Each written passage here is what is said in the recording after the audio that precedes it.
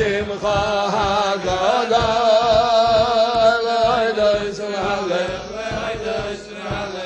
Shimcha HaGadol V'al Nisecha V'yal Nifloisecha V'yal Yishusecha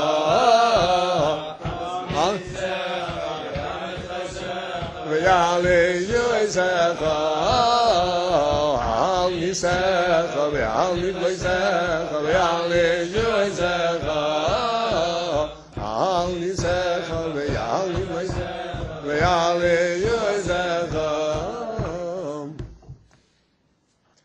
Baruch atah Adonai Amen.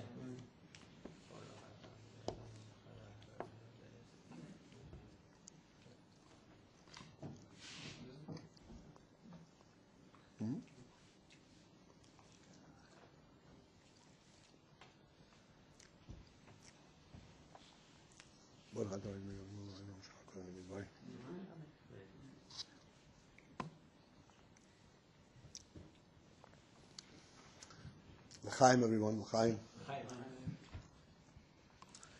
We should help them that the light of Chanuka should persist for the whole year. And we will try to discuss a little bit, as much time as we have, to discuss the light of Chanuka. It really is an extremely special type of light. L'chaim, l'chaim.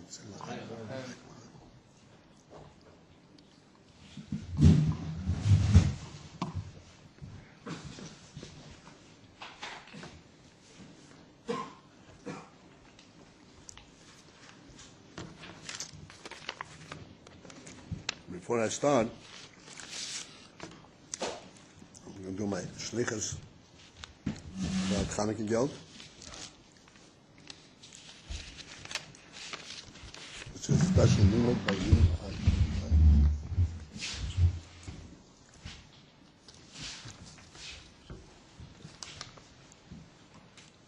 Tzlocha, bracha v'atzlocha, bracha v'atzlocha. Tzlocha.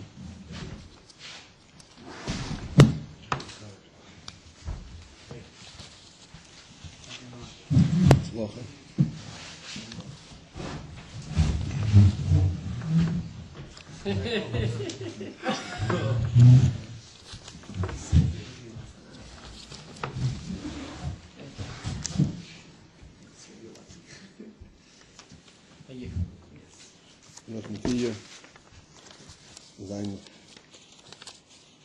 Every minhag has its richness with it. Particularly on Chanuka, but the Rebbe explains that the whole Yom Tov of Chanuka, it's an amazing, it's the only Yom Tov of the, so to speak, of the universal Yom Tovim. We have Chassidish Yom Tovim, like Kislev, and so forth, but the universal Yom Tovim that throughout the entire Jewish people, there is Purim and Chanuka. Purim was established at a time when there was still Nevi'im. Purim is one of the Tanachim, one of the 24 books of his Megillas Esther. So it's even though it's Midarabah, it's like a Takonos Achomim, but it is nevertheless at the time of the Nevi'im was established. Right? Chanuka is 100% completely something which is made entirely at our level, so to speak. Achomim, no Nevi'im, is established principally on the basis of what we, Yidden, recognized that needs to be done. We recognize the Rebbe's Nisim, we recognize a certain phenomenon, certain truth that the Rebbe had demonstrated to us, and we have established a minhag that has to do that reflects that special inyan. So therefore, all minhagim of Chanuka have in this significant that this is something that we do on our own, that Yidden have recognized and from bottom up.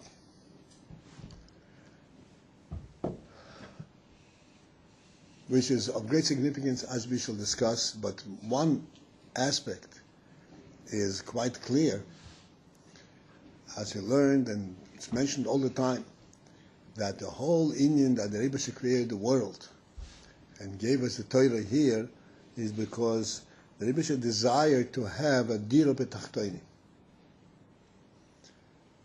Right? You heard this expression, dira betachtoinim. Everyone heard it, dira betachtoinim, a dwelling in the lower elements, in the lower worlds. The Rebbe wanted to have a dwelling in the lower worlds, in the lowest world. So you can imagine there's so much to comment on this and to explain it, but in the very minimum, when you say it's a dwelling just like in a person's personal dwelling, you go into a person's house. The house reflects the quality and the preferences and the talents of the person. Every person sets up his home according to his liking. You go into a hotel room, you can sleep and live in the hotel room, but the hotel room is vanilla. It's the same for everyone. But in your home, in Mitzvah, you'll have your homes. Your home reflects your particular nature, your particular message of what your home stands for. The Rebbe wanted to have a dira betachtonim, which means that this lower world should reflect the Meibash's presence. The world itself should reflect the Meibash's presence. Therefore, when something which is established by a minhag, that we Yidden establish it from ourselves, that means that the Meibash's presence has come to such a strong level of cognizance that we actually cognizance, recognition. Good. Okay, take a cue. If you don't understand something, please stop me. A cue. You know what a cue means? IQ? No, not IQ. It's okay. That's not important.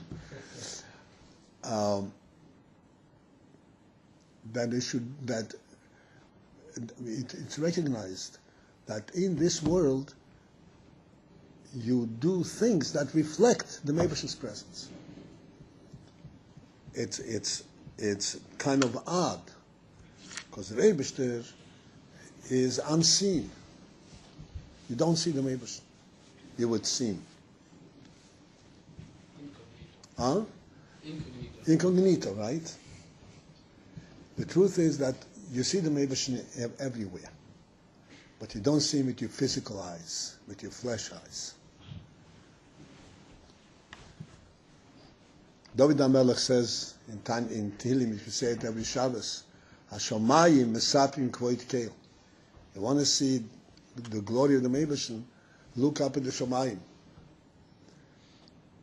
Of course, this is only in a physical sense, only that which impresses us, but at our level, the Shomayim reflect a glory and a beauty and an expanse that is beyond our comprehension.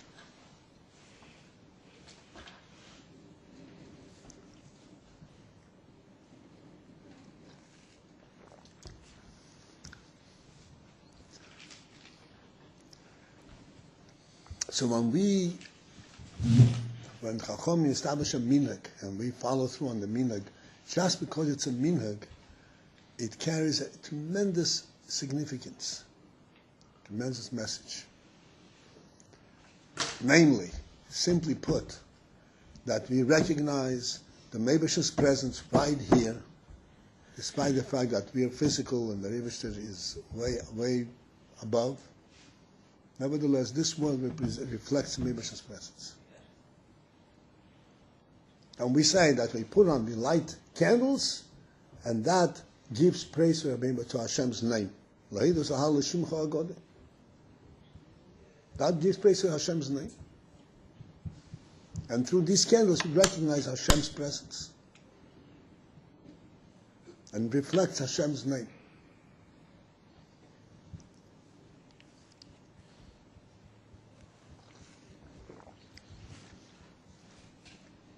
everything that I mentioned, immediately there's so much to speak about. Just want to mention, what is the meaning of the words, Lohides or Hal Shimcha HaGodel? You all know what I'm referring to? What are you praising Hashem's name? Praise Hashem? Shmo Yachad. Hashem made his name? So why are you praising Hashem's name? What does it mean? To your name?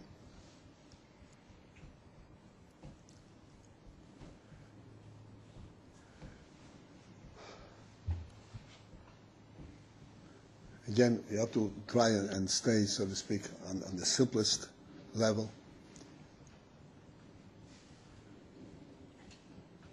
Just as a king, it says in Posek, Melech Shmoi Nikro Aleim. A king resides in his palace. Now, we, in our mentality, in the 21st century, don't appreciate what a king is. Because historically, the way the union of a king came down to us through the history books and so forth, kings seem to be selfish and self-serving and ruthless. Ruthless means without mercy, and they're just interested in building their own power and so forth. But we have to understand that that is not what the real institution, the meaning of the institution of king is. And we praise the Eibushan that he is a melech. Certainly we do not mean a melech who is vicious and merciless and he is just trying to subdue all his subjects and keep them under wrap. That's not what we mean by a melech.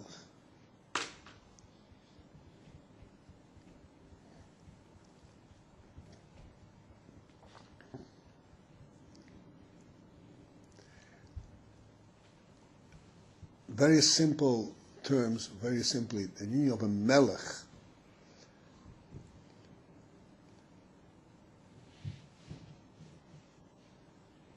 Again, we'll have to step up for melech and talk on the smaller scale, on the human being.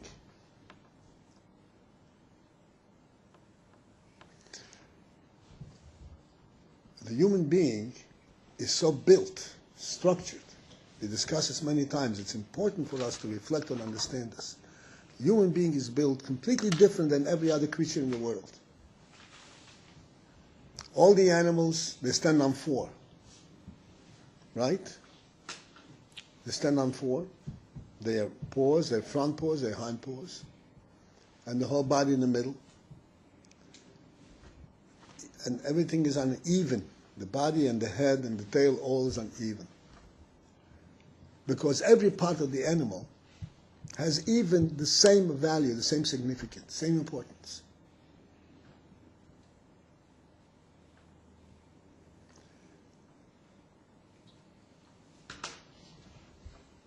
Like we always mention that the horse, a half hour after it's dropped, after it's born, it begins to jump around with its feet. A half hour. What happened? Its mind developed so quickly that it knows where to walk. It never knows what it means to walk. It never understands the whole significance of walking. It walks because it has legs. Its legs walk. It's instinctive. The legs have the same say as to what he should do as the head. They're on equal level of jurisdiction, or jurisdiction of rulership. The legs walk because the legs want to walk. The mouth eats because the mouth wants to eat. The human being is different. As we discussed many times, it takes a child a year before he stands up, because a child, in order to stand up, has to process everything with its brain. It first has to make sense to stand up. Because a human being, everything that he does goes through his brain. So when the time he stands up, he knows what it means to stand up. It's significant. It's not just instinctive. Because I have legs, I'm standing.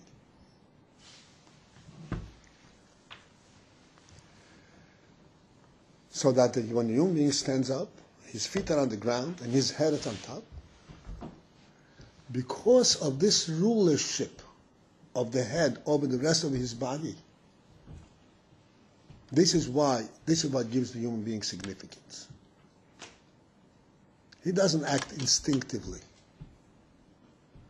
He acts intentionally, not proactive. Now, proactive means everything is intentional. Everything has a sense, an intellectual meaning. That's what a human being is. This is why the brain is the melech, is the king, because it gives the person, the whole body of the human being, gives its meaning. When the hand is able to write, but it doesn't know what to write except when the head tells it what to write. The head tells it how to write. Everything is under the control of the head. This is the meaning of a king. It gives meaning to everything in his country.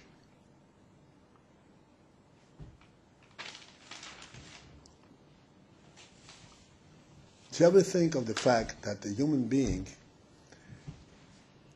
every human being understands this, that you have to cover your body. The only thing you should leave open, uncovered, is the face. Right? That's every human being, every decent human being understands that. Today human beings are trying to emulate animals. We're not talking about those. We're talking about human beings who have self-respect as human beings. But we understand that the only thing that you leave open is the head, the face, everything else you cover. Why? What's so shameful about your arms, shameful about your body? It's not a question of shame. You know what the significance of this covering is? It's very, very simple. The significance of this covering is we're not trying to cover ourselves, trying to expose ourselves. You want to see me? This is me. This is the whole person. My hands, they're completely subservient to me. My feet, totally subservient to me. Everything that I have that concerns a human being is not an entity unto itself. It's subservient to the brain, to the head. Why are our hands not covered? The hands are not covered because the hands are in direct, constant direction of the head. This is one way, just like you speak. With the hands you also write. The hands are in direct expression of what's going on in the mind. Feet aren't either? What? Feet aren't? Feet? Feet aren't like that? I'm sorry? Feet aren't like that way either? Feet are not constantly. The hand are in constant action with the brain. Feet are standing still. Feet you use when you need to use the feet. If we should uncover, then we are saying that the feet have an equal value, an equal standing with the head. So that's what the human being is. That's the animal. But the human being, everything we keep under wrap, keep it in place to call forth when we need it. But otherwise, this is the human being.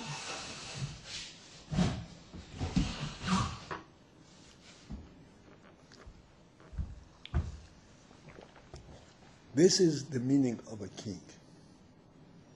A king, in the real sense of the word, the Rebbe has given the Jewish people a king, starting from Shaul HaMelech, and then David HaMelech. They gave the entire Jewish nation a real significance, a real presence. Now, the king, because of his stature, because that he is on a supreme level, and he is involved on a supreme engagement, in his own level, in his own world. So generally speaking, the king is secluded in his palace. You don't see the king all the time.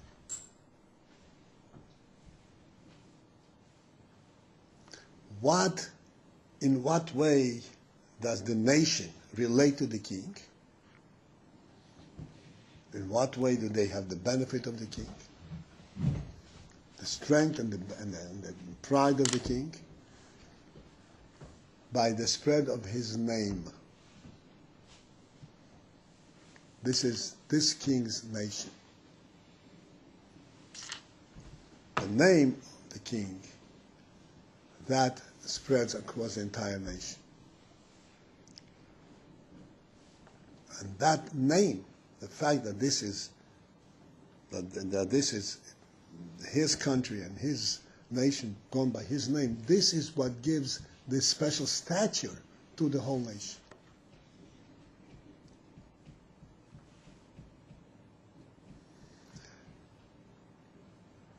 The similar way we understand, the similar is by the Meibash. The Meibash and Hashem himself we don't see.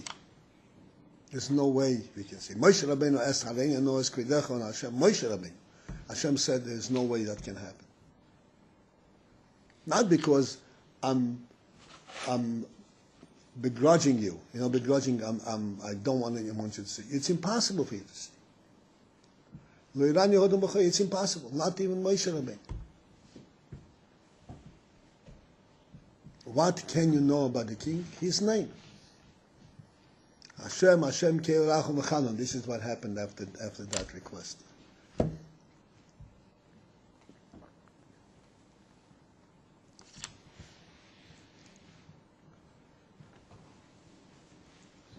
So that means that when we give praise, we say it means that this gives recognition, acknowledgement that this world is full, is encompassed in Hashem's name. Everywhere you look, you see that this is Hashem's world. And the Chanuka candles remind you of it. The Chanuka candles remind you of this fact. You light candles, and what does it remind you? What does it tell you? It tells you that the Hashem's name is everywhere. That the whole world is encompassed, is included, and is surrounded by Hashem's name.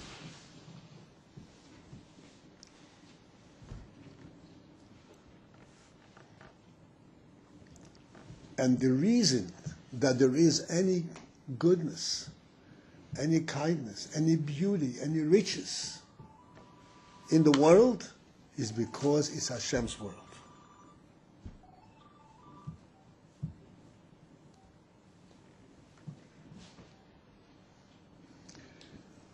Just as in your home, if in your home you have some decorations, some nice things, why do you have a nice menorah? You have a nice menorah not to decorate the wall, not to decorate the floor. It is to represent the person that lives there. Every aspect of beauty, every richness that we have in the world is demonstrating, is showing that there is Hashem's name, Hashem's presence here. This is why we beautify. This is why the world is beautiful.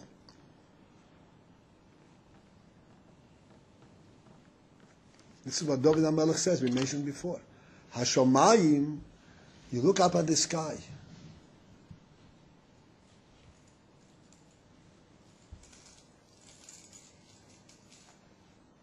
We live at a time when we look up at the sky and we start figuring, okay, so how did the clouds get created? Oh, this evaporated from the ocean, and this came from there, and this came from there.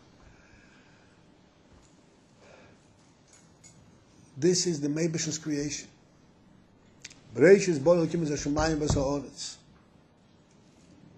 Everything that there is is a direct creation of the Meibash and represents a godly creation.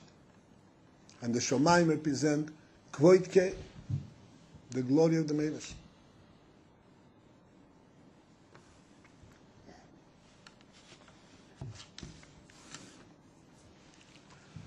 No, l'chaim.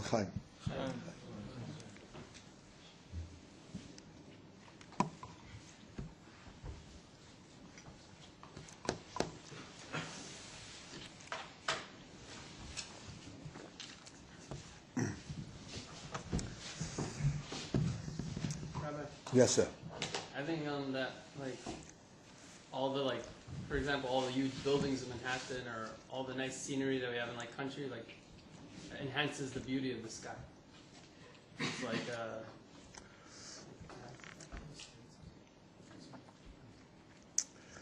I don't know. Well,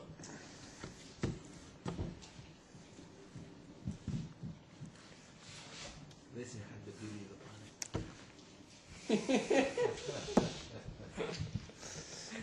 planet. Singen, and we'll talk about it. Sagen Nigen. Aber ein guten Nigen, ein fetten Nigen. Syrische Nigen.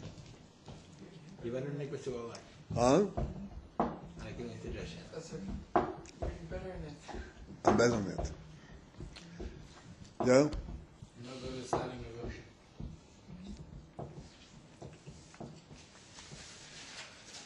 Querida Nazaret.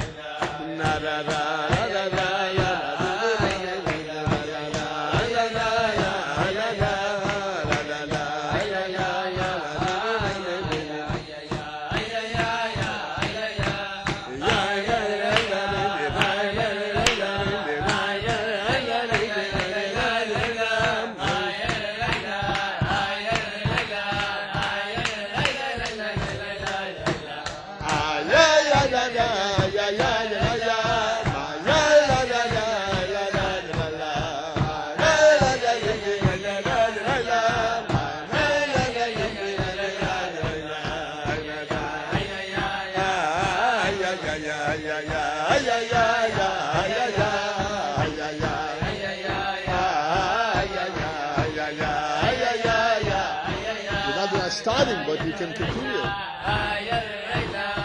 You're not good at starting, but you can join in.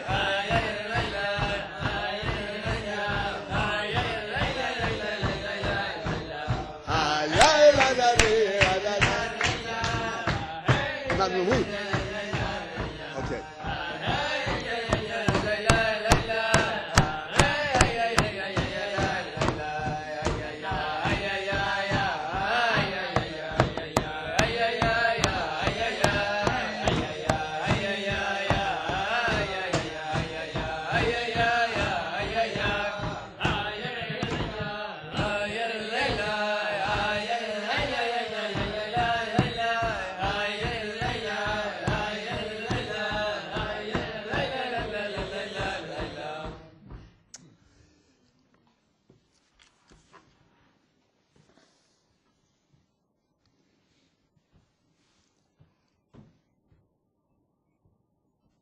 There are things that are happening on a constant basis that is completely sort of what we call natural for us, for a human being.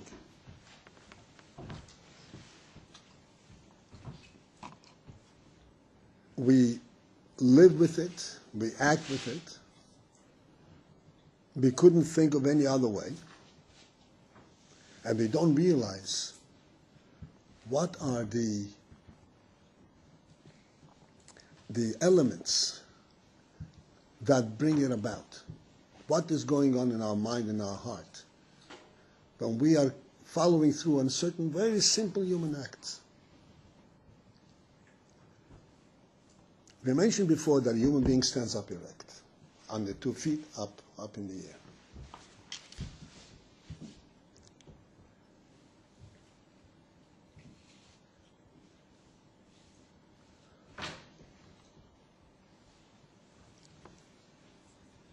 The Yankee Avinu, when he saw the ladder in the dream, he saw the ladder, Sulam Mutzav Arza, Roishe Magia Hashemayim.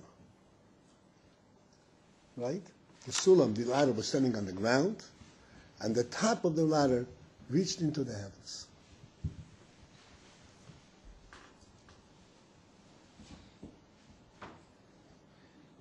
Now, Yankee was here on the Oretz. He was here lying on the ground. And therefore what he saw primarily is the Sulam that's standing on the ground. And he saw the Malachim coming down, Malachim going up. What is the Rosh Magia Shomayim? The fact that it's deep down in Shomayim, you can't even see the end. What's significant in that? How do you relate to that? He sees the Sulam on the ground. That's next to him. That's where he is. I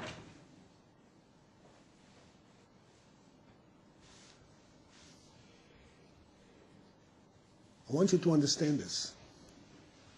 A ladder that's standing on the ground, if it does not reach up on top and leans on something all the way on top, what will happen to the ladder? It will collapse. It's not going to stand. If it stands, it means, even if I don't see the tip of it, the top of it, someplace it's supported on top. Otherwise it wouldn't stand. You understand that?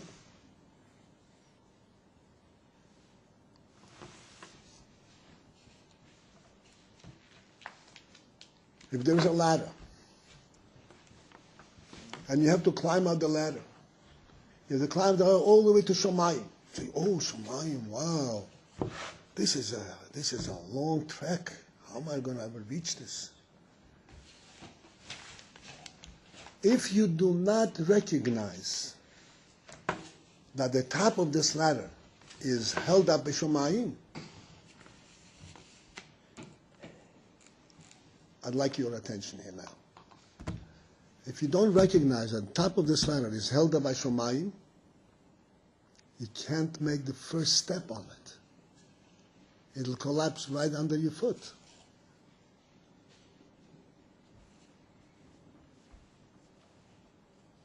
No matter how strong and big the ladder is. You can hold it. The minute you step on it, collapse. Unless it's held up by Shomayim. Held up on top.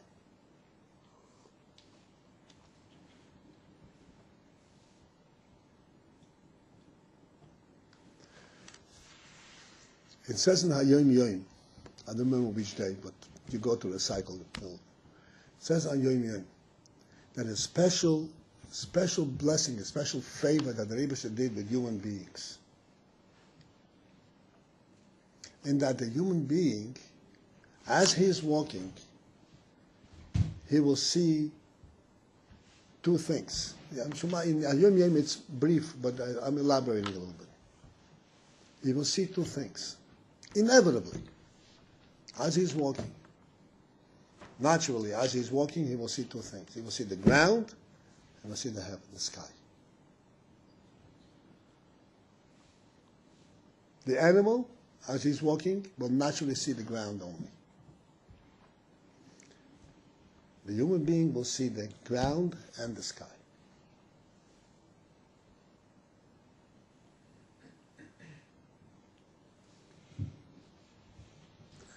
Did you ever hear of a condition called claustrophobia? What's claustrophobia? Huh? Scared of closed places. Claustrophobia. Okay. We call it a phobia. It is a phobia. It's kind of a condition. But it's a very common condition. It's a very natural condition for human beings. There are human beings that are affected by some or not affected by it. But the principle of this is a human being cannot be confined. In order for a human being to stand up, he has to be aware that this ladder is held up in the Shemayim. If he is aware of only oretz, he cannot tolerate it. A human being cannot tolerate living with oretz without Shemayim.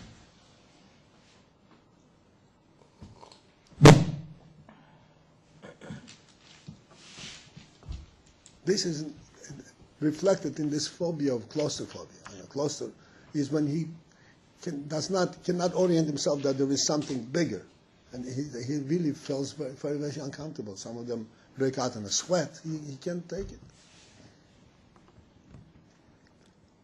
Okay, this is, some this is not necessary because a person does know that there is, like when I once explained that there's an expression, light at the end of the tunnel. A person sees the light at the end of the tunnel. So what's so great about the light at the end of the tunnel? The tunnel could be miles long. What's so great about the light around at the end of the tunnel?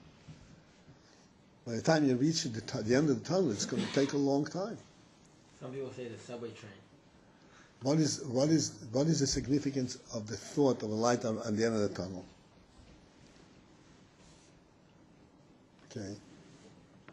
The significance of the light at the end of the tunnel is not that there is light at the end of the tunnel. The significance of light at the end of the tunnel is that while I'm in the tunnel, I know that on top of the tunnel it's light. When I'm in the tunnel, I forget it. I think it's all dark. I see the light and no, there is light right here, except the tunnel conceals it. But there's light right here. And that gives me already a release. It already gives me a relief. It already allows me to stand up. Because I know there is light on top. How do I know it? I see it at the end of the tunnel. This is why the light at the end of the tunnel is helpful. Not that I'm waiting until I get to the end of the tunnel. But it means that wherever I am, there is light. Whether I see it or I don't see it, it's not that significant. Significant thing is that there is.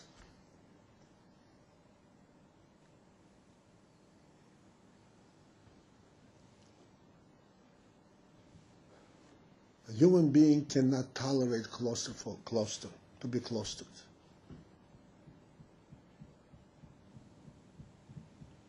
Because a human being has a very special soul, very special neshama.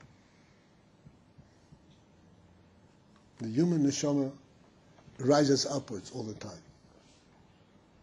This is what the pasuk says. Ruach ha'odom ha'ela l'mayla, ruach ha'bheima yiredes l'mato. Want to translate it? The spirit of man goes up, the spirit of animal goes down. The spirit of man, the animals are drawn downwards, and human beings are drawn upwards. This is the nature. This is the way it is. And he cannot tolerate being confined to oretz.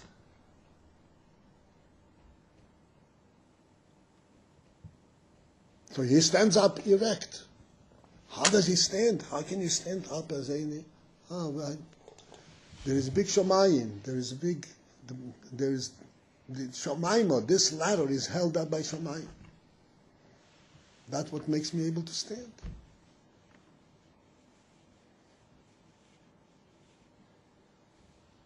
We discussed it in the past. I explained that that the reason what makes a human being able to stand on 2 feet, which is physically not logical. You understand that? The animal stands on 4. Standing on 4 is a solid way of standing. Like a table can also stand on 4. Standing on 2, the way the human being stands, is not physically explainable. It's not a physical phenomenon. How does he stand? And so firmly, confidently? It's his spirit in the brain, again, that's holding him up. It's not his feet. It's a spirit in the brain.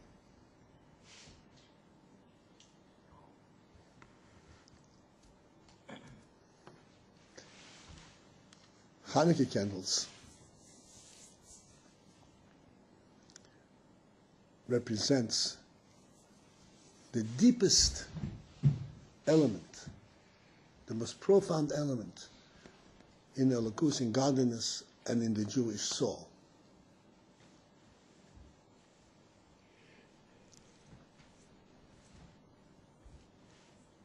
It's called Rosi de Rosin. There is water, wine, and oil. Water represents Nigla. Wine represents Nister. Oil, this is the Rosi de Rosin. This is the oil. The oil is the real essence, the essence. There's an interesting thing, I don't know whether you had a chance to think about this. They say in the Haneres Halolo, they light the candles, and what is light? Light is that which gives off light, which illuminates.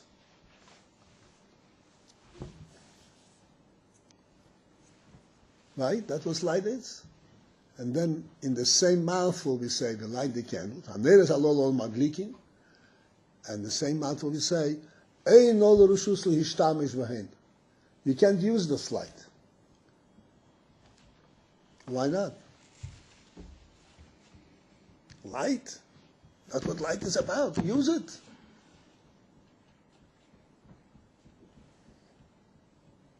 Why can't you use this light? And what's the significance of not using the light? And what kind of light is it that you can't use it? How is it light if you can't use it?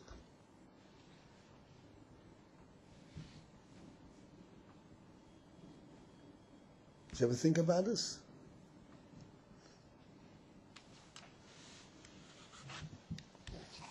Say L'chaim, and I'll explain to you this. L'chaim. In Yerushalayim.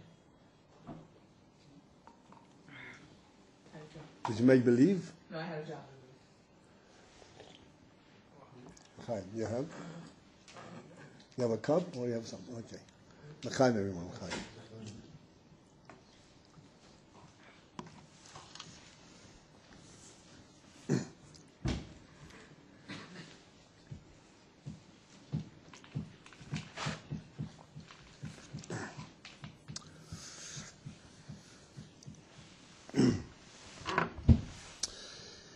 Hey, tzomot lecha nafsi, koma lecha besari. Hey, tzomot lecha nafsi, koma lecha besari. Eti durin marka, stoti jedzisz na jarmarka, kuprajesz, nie prodajesz, tylko robisz warku. Eti durin marka, ty jedziesz na jarmarku, nie kuprajesz, nie prodajesz, tylko robisz warku. Ej, tzomot lecha nafsi, koma kama lecha besari tzoma tzoma tzoma tzoma lecha nafshi kama lecha besari egeti durin marka Tiyadishnayin margonyedomrayin nebrodayin tolkarabishwar koegeti durin Nayin margonyedomrayin nebrodayin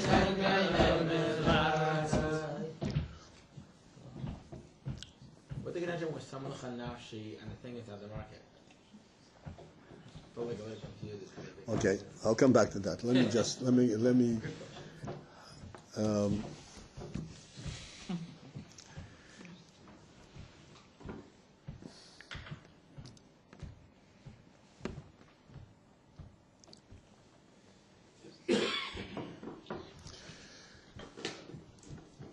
the Rebbe created everything. The Torah describes, although it seems briefly, but very, very clearly.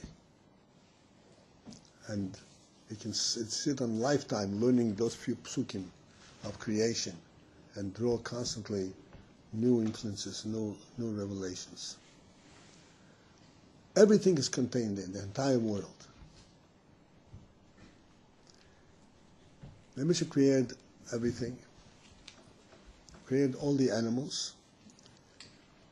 And the animals, as the Torah says, the animals came right out of the ground, body and nefesh and life chayas. Nefesh chaya, a living entity, came right out of the ground, body and soul, so to speak, and life, a living entity. The animals also have something that we call a soul, nefesh. But that nefesh is a nefesh that is limited and is bound.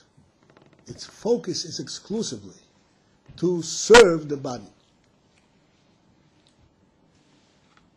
to keep the body alive, to keep the body from rotting, from spoiling, from disintegrating, able to grow. That's what this nefesh is. The nefesh does not have, the nefesh habhema does not have a desire independent of the body.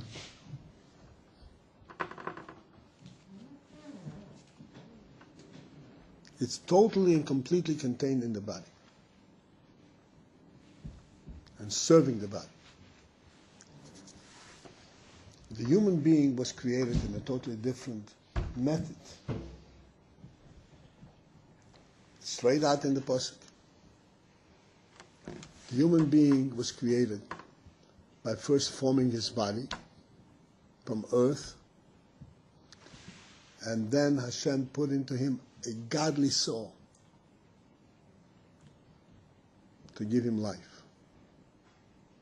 This soul gives life to the body at the level, the same at the level of the animal life, but it's also an independent soul. It also has its own desires, its own knowledge.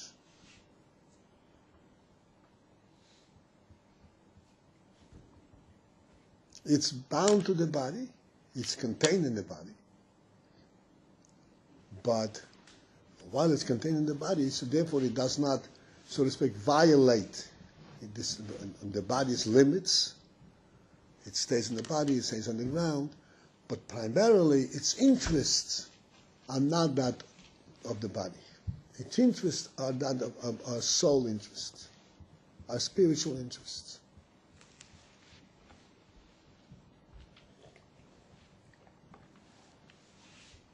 That is the human soul.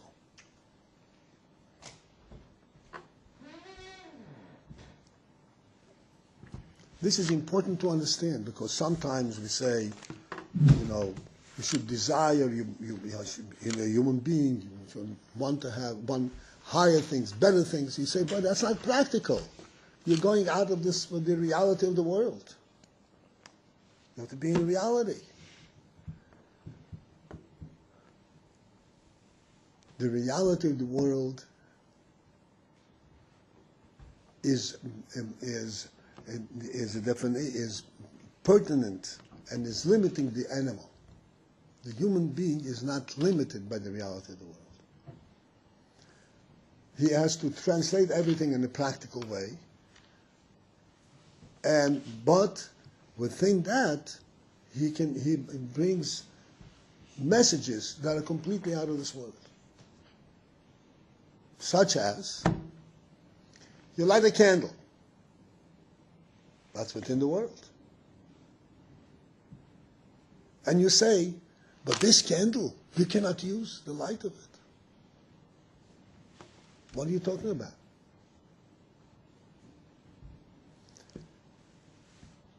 This candle represents a light that is super world.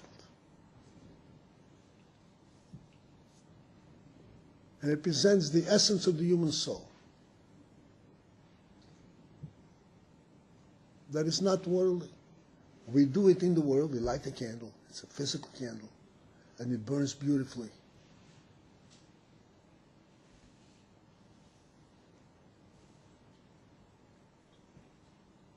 But ain't no reshus. We can't go and use it because this is not a worldly candle. That's not what it stands for. It stands for a different reality.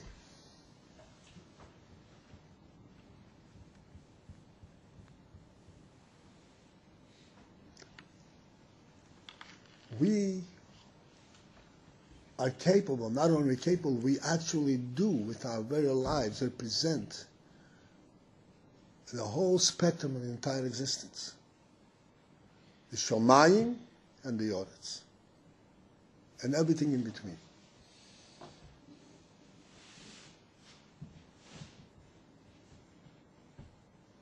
When we succumb, and we have the Yetzer Hara, and we have the whole world, and all the nations, and all the animals saying, stay on the Yoretz, this is the reality. That's not true to the human being.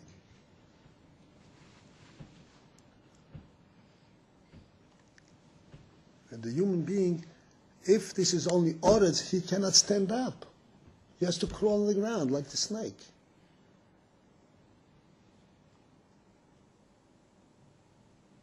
For him to stand up, he has to know that this ladder, no matter how, I'm on this level, I'm on the first rung, but this ladder is supported all the way on top. That's what makes it real.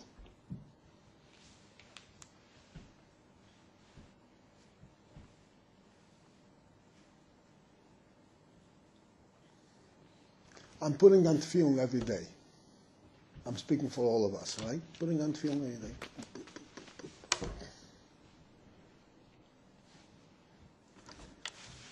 This is on the first rung on Oretz. But this is supported, this is the ladder that holds it up all the way on top in the Shammai. It's not limited to what you see on the Oretz.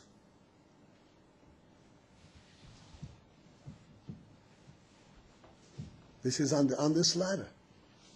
But any step on the ladder makes no difference how long and how high, how low and how high. Any step on the ladder.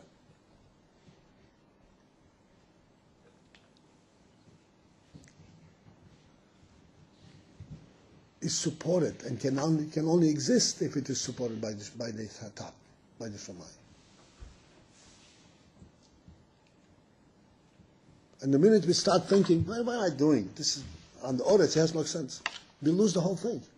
We lose not only the tefillin, chas v'shalom, we lose everything. We lose our human stature. I can't even stand up. What's the point? Why can't I crawl?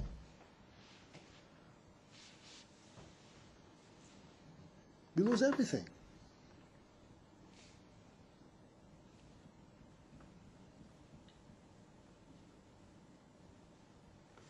I told you the story of the Reb Maharash. I'm sure I did. I remember telling it. One of these Tuesdays. You know, the Rebbe Maharash was playing with a group of boys when he was a young child. Rebbe Maharash as a child was a very active kid. A Lebanese kid, a very good kid, but very active. Was not a lazy kid. And he was playing with a group of boys in the courtyard in Lubavitch of his father, the Tzemach Tzedek. He was the Rebbe at the time. And they had in the courtyard erected, there was a ladder standing. Magia al ha'oretz, Magia hashamayim. The ladder was a tall ladder leaning on very high up on the house. And the boys challenged each other, who can climb up on the ladder higher? How high can you climb up on the ladder? That was the challenge. So the boys stood in line. Everybody got his turn. This one climbs up this number of rungs, and then turns back. This one climbs up a rung higher, turns back a rung lower. Everyone climbs up to a certain level and then comes down. Then it came to the Rebbe Maharash's turn. He was a kid like all other kids. He climbed up, climbed, and went all the way to the top of the ladder and came down.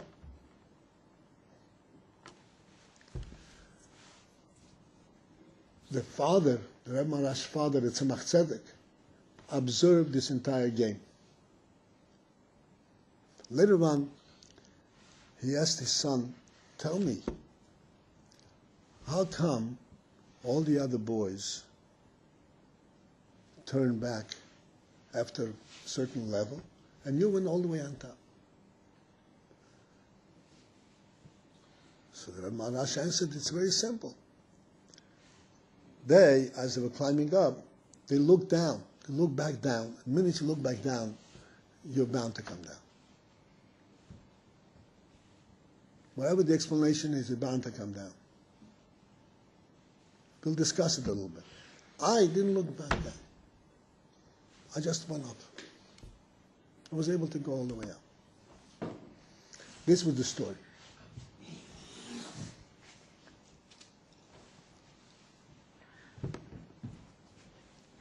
Now, it behooves us, it's a story with the Rebbe.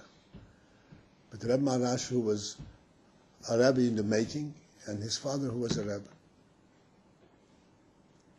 This was not vain talk. This was talk that was revealing.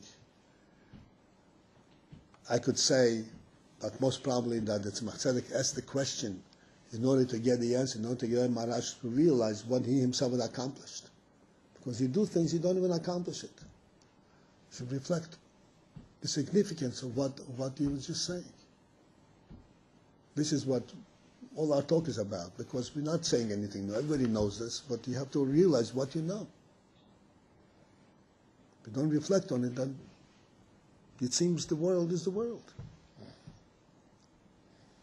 The significance of this is exactly what we're discussing. This ladder is standing on the ground. You don't realize it's standing on the ground, but it's also supported on top.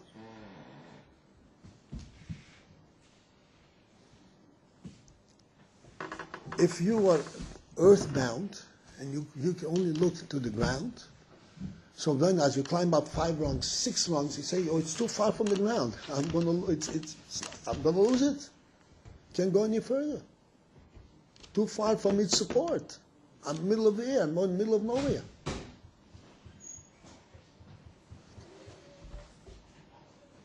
Rebbe Maharash, and therefore the boys, the fact is, if you know, we all know, that this is not an accident. It's almost compelling.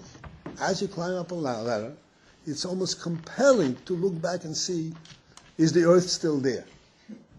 Basically. Right? I'm here in the middle. Is the earth still there? It's compelling. Because we have this limited perspective. We don't realize that we are human beings. We're not earthbound. We have to be on the ground, but we're not bound and limited to earth.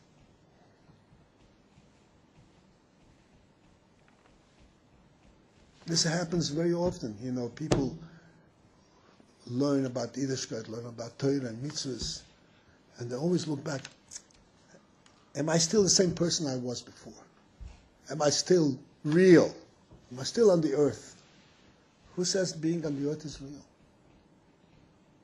No, of course we have to be on the earth. Like I said, we have to light real physical candles. But they carry a different message, a different significance. You have to be limited to it. Everything has to, the bottom of the ladder has to stand on the ground solidly. But we have to know that it's supported on top. So the Rebbe, he was a Rebbe in the making. He has the spirit of a Rebbe. He says, no. Yes, I'm on the ground, but I'm not afraid. It's supported solidly on top. And I can go all the way to the top. Like a mere premise line, how you not talking about that to the very help? It's supported right on top.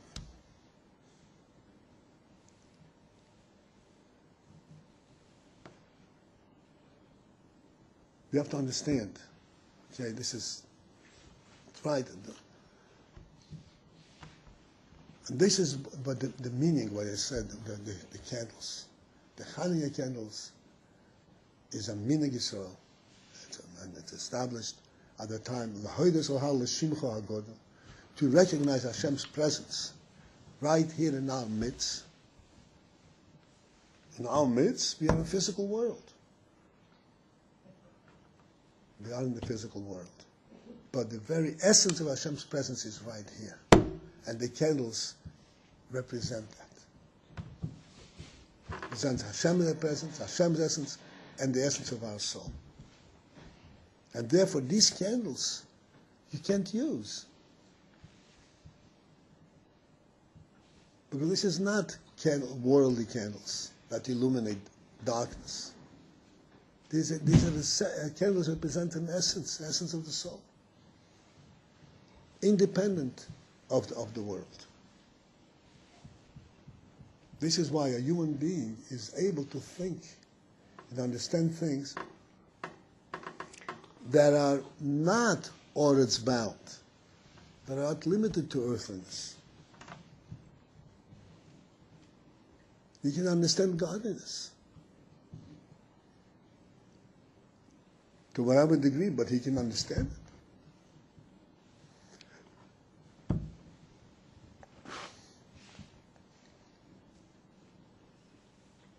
As a matter of fact, as I mentioned all the time,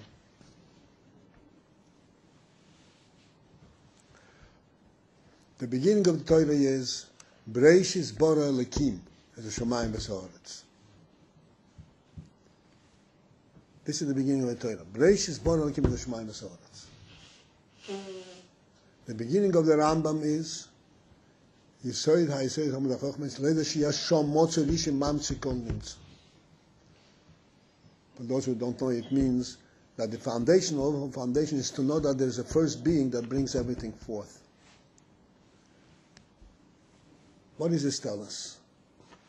What does Bereishis bara Elokim as the Shamayim v'Haaretz tell us? It tells us a very important principle. That we, with our soul, with our intellect, this is the great significance of the human being. We, with our intellect, are capable of knowing Elokim before we know Shamayim v'Haaretz.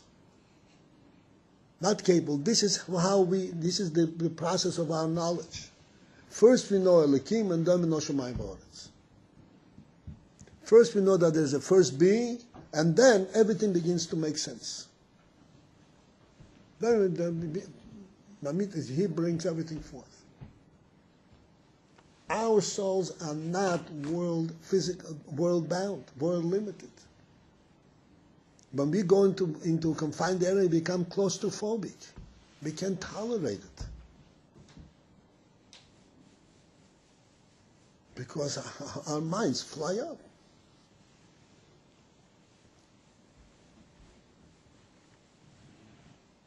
The reality is completely out of this world. Our reality. Even though, again, the ladder stands on the ground.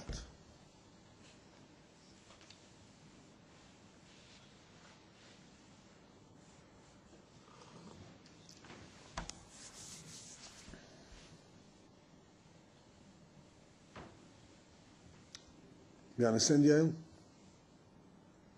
Hmm? Hmm. Mm-hmm. Mm-hmm. Mm-hmm.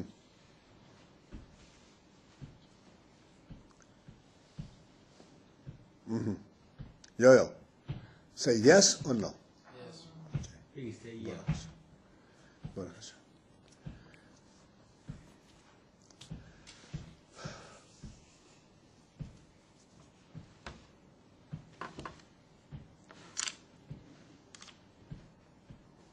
Even when we don't sense it, our soul senses it. And our soul commands and says, I am close to it. I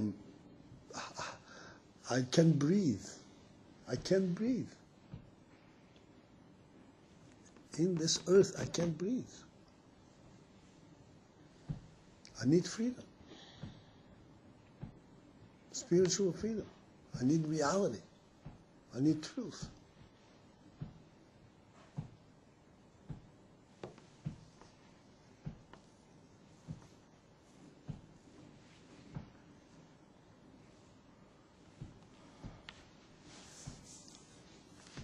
You know,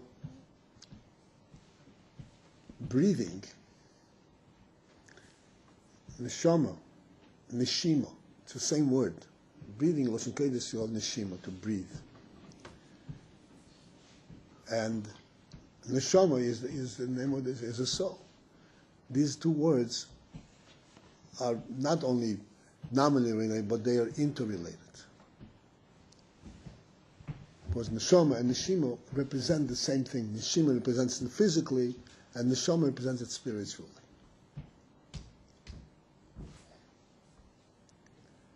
Just as neshama, as we explained just now, neshama is something which is independent of the goof, comes from above. It's not like the nefesh of the animal, that is goof, that is felt only to the body. Neshama is something which we know independently, from above. And it's constantly recognizing the above. That's what gives it life, because it recognizes the Shemayim. In neshima, in breathing, it's a phenomenal thing.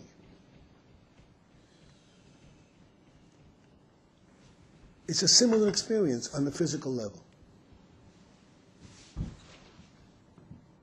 How so?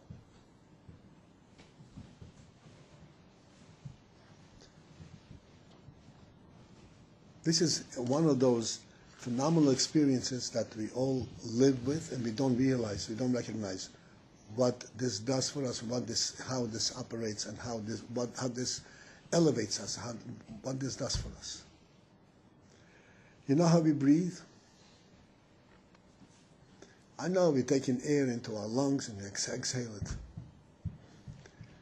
There is an animal, an element in breathing that is really phenomenal.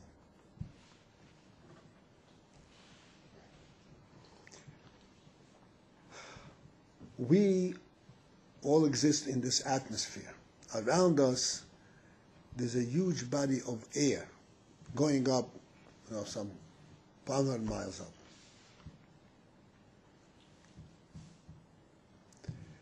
And this body of air, even though air is air, but air also has a weight. And there is 14 pounds of air pressure on every square inch in the ground.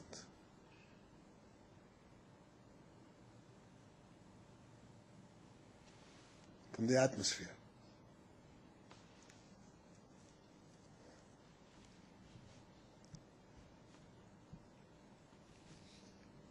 When our lungs become empty, we open them up, the air flows in automatically. We don't have to breathe in.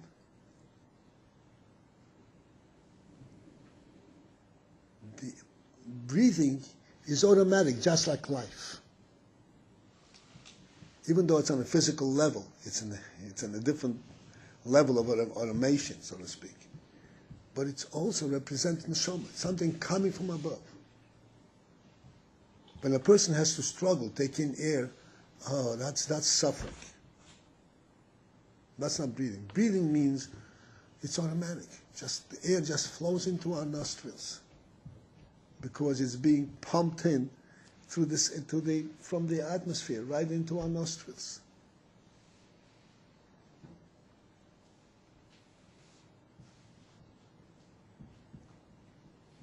Because of our physical experiences that the Rebbe put into the world that reflect the spiritual, this is what enables us to understand the spiritual.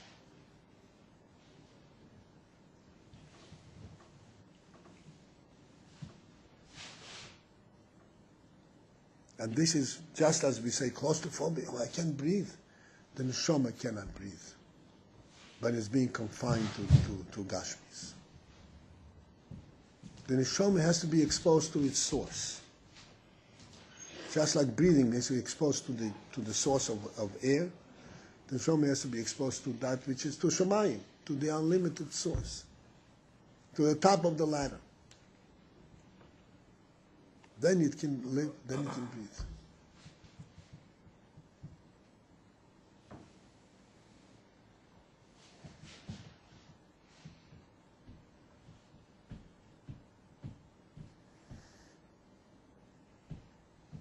This is the Chanuka candles. It's a different kind of light, different kind of reality. We, human beings in general, Yidden in particular, and Chassidim, Chassidei Chabad, the most select few, are privy to this reality. Privy means we are aware of this reality.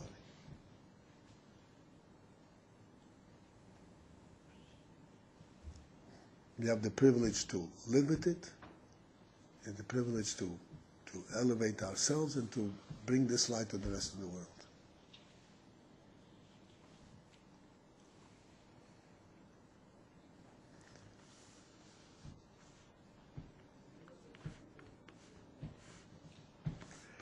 So, l'chaim, l'chaim, they shall help and shall have a shnaz hatzlacha brocha. Yoyel l'chaim. We should all live and recognize and accept the godly gift that the Rebbe gave us, the neshama and the neshima, the breathing, and the sense, the recognition that we are on a ladder that stands on the ground, but it reaches all the way up, and that's what holds us up. The top of the ladder holds up, not the bottom. L'chaim, l'chaim.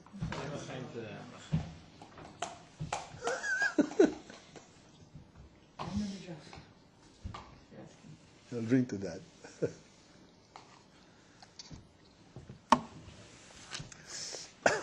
For life is one big l'chaim. Huh? For life is one big l'chaim. Definitely yours is. It's a good.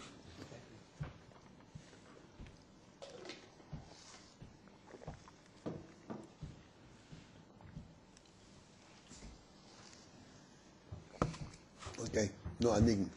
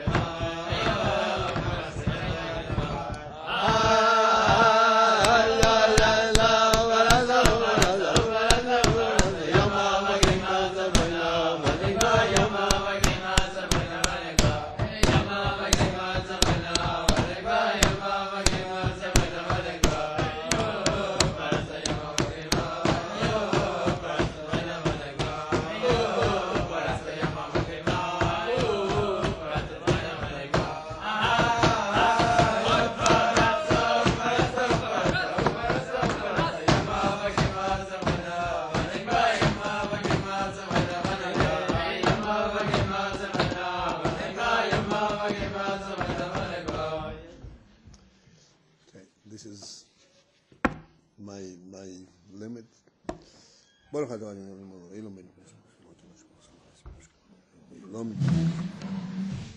I'm sure you had a good Chanuka. You went on Mitzvahim every day and accomplished a lot.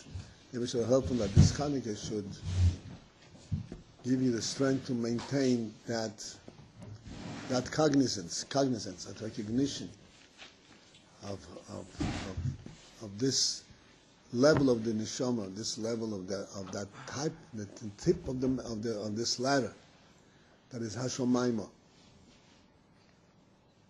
That is a reality that does not need to be substantiated, does not need to be recognized and made sense of in the world.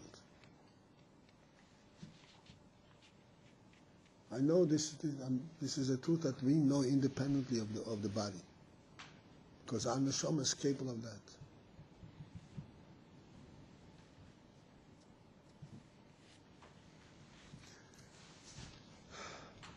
Have a good evening. Next time.